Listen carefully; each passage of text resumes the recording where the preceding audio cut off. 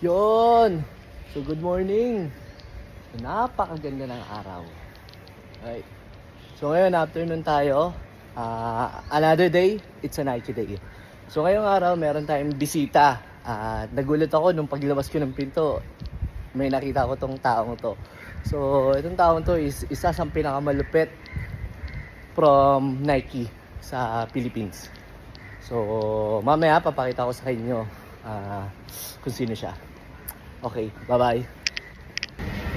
So, yun, may bisita tayo. Ma'am J, gusto na tayo. Video to, mama. Ayan na. Video.